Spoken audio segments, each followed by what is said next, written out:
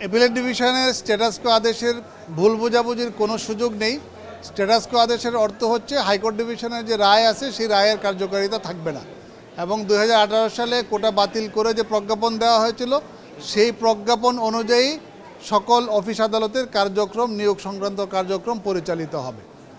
অর্থাৎ কোটা পদ্ধতি বাতিল করে 2018 সালের যে সার্কুলার দেওয়া হয়েছিল, প্রজ্ঞাপন দেওয়া হয়েছিল, সেই প্রজ্ঞাপনটাই বহাল থাকবে। অনেকেই ব্যাখ্যা করার চেষ্টা করছে যে এখানে যে এটার কারণটা হচ্ছে দুইটা বাতিল এখানে আছে, যে কোটা পদ্ধতি বাতিল করে কিন্তু সার্কুলার বা প্রজ্ঞাপন দেওয়া হয়েছিল 2018 সালে। সেই প্রজ্ঞাপনটাকে চ্যালেঞ্জ করে হাইকোর্ট ডিভিশনে রিট করা হয়েছিল। হাইকোর্ট ডিভিশনের রিটে ওই প্রজ্ঞাপনটাকে বাতিল করে দেয়। বাতিল করে দেওয়ার ফলে হাইকোর্ট ডিভিশনের রায়ের বিরুদ্ধে যেহেতু আপিল ফাইল, সিএমপি ফাইল করা হয়েছে এবং মাননীয় আপিল বিভাগ ওই আদেশের উপরে, সাবজেক্ট ম্যাটারের উপরে স্ট্যাটাস কো দিয়েছেন, এর অর্থ হচ্ছে হাইকোর্ট ডিভিশনের আদেশের কার্যকারিতা স্থগিত থাকবে, স্থিতি অবস্থা থাকবে, কার্যকারিতা থাকবে না, স্থিতি অবস্থা থাকবে। আর 18 সালের যে প্রজ্ঞাপন কোটা প্রতাপ বাতিল করে যেটা দেওয়া হয়েছিল সেই প্রজ্ঞাপন বহাল থাকবে। এটাই হলো স্থিতি অবস্থার অর্থ।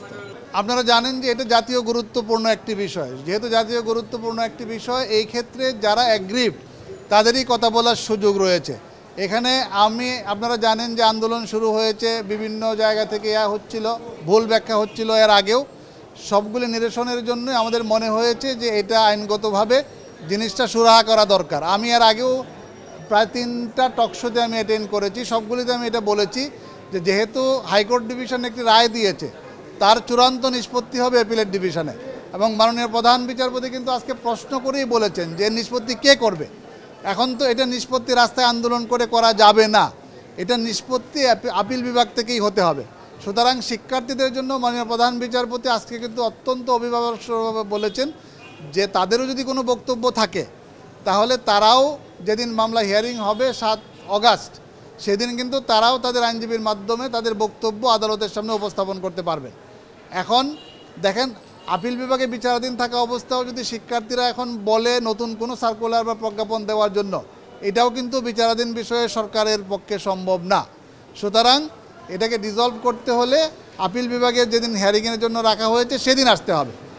আমরা যেটা শুনেছি যে আদেশের পরেও শিক্ষার্থীদেরকে কেউ ভুল বোঝাচ্ছে, এবং আমাকে এখান থেকেও 2-1 জন বলেছে যে এটা ভুল বোঝানো হচ্ছে। আমি শিক্ষার্থীদের উদ্দেশ্যে বলবো যে এখানে ভুল বোঝার কোনো সুযোগ নাই। এখানে আপনাদেরকে অবশ্যই আপিল বিভাগে আসতে হবে এবং আদালতের যে রায় দেবে সেই রায় আপনাদেরকে মেনে চলতে হবে।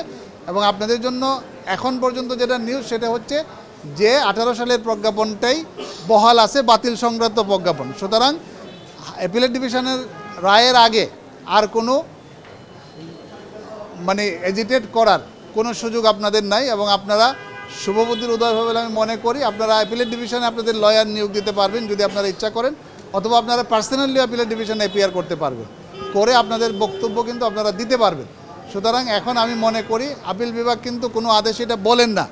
আজকে উনি প্রণোদিত হয়ে কিন্তু বলেছেন যে শিক্ষার্থী যারা তারা যেন ঘরে শান্তিপূর্ণভাবে ক্লাসে ফিরে যায়, এবং ভাইস চ্যান্সেলর মহোদয়, প্রক্টর যারা রয়েছেন তাদেরকেও নির্দেশনা দিয়েছেন যে বিশ্ববিদ্যালয়ের শান্তিপূর্ণ পরিবেশ বহাল রাখার জন্য। সুতরাং এখানে যারা ভুল বোঝাবুঝি সৃষ্টি করতেছে রাজনৈতিক উদ্দেশ্যে, এ ধরনের ভুল বোঝাবুঝি করার কোনো সুযোগ নেই। সারা দেশের মানুষই জানে যে stay and status quo technical word. Stay অর্থ যা বোঝায়, স্ট্যাটাস কোর অর্থও তাই বোঝায়। এই ব্যাপারে যে অবস্থায় আছে স্থিতি অবস্থায় থাকবে, হাইকোর্টের রায়ের কিন্তু কার্যকারিতা থাকবে না। সুতরাং হাইকোর্টের রায়ের কার্যকারিতা না থাকলে 18 সালের যে প্রজ্ঞাপন সেটা বহাল থাকবে, এটাই স্ট্যাটাস কো। বরঞ্চ স্টের চেয়ে ভালো অর্ডার হয়েছে। সংস্কারও যদি করতে হয় তাহলেও যেহেতু বিষয়টা আদালতের বিচারাধীন চলে আসছে এখন, এবং সর্বোচ্চ আদালত আপিল বিভাগে বিচারাধীন, সুতরাং এখন কিন্তু সরকারের পক্ষেও কোনো এসআরও দেওয়া বা সংস্কার করা বা বাতিল করা নতুন করে সম্ভব না। এখন অ্যাপিলেট ডিভিশন যেভাবে বলবে সেভাবেই হবে, কিন্তু শিক্ষার্থীরা যেটা বাতিল চেয়েছিল সেই বাতিল তো বহাল আছে। আর আমি যেটা বলতে চাই, মাননীয় প্রধান বিচারপতি ধন্যবাদ দিয়েছেন, যেটা বলেছেন যে হ্যাঁ, আদালতকে সহায়তা করা হচ্ছে আইনজীবীদের কাজ। সেই ক্ষেত্রে প্রপার অ্যাপ্রিসিয়েশনটা বা প্রপার ইন্টারপ্রিটেশন, প্রপার লিগ্যাল স্ট্যান্ডটা উঠিয়ে ধরার জন্যই আদালত আমাদেরকে ধন্যবাদ দিয়েছেন বা আমাকে স্পেশালি ধন্যবাদ দিয়েছেন।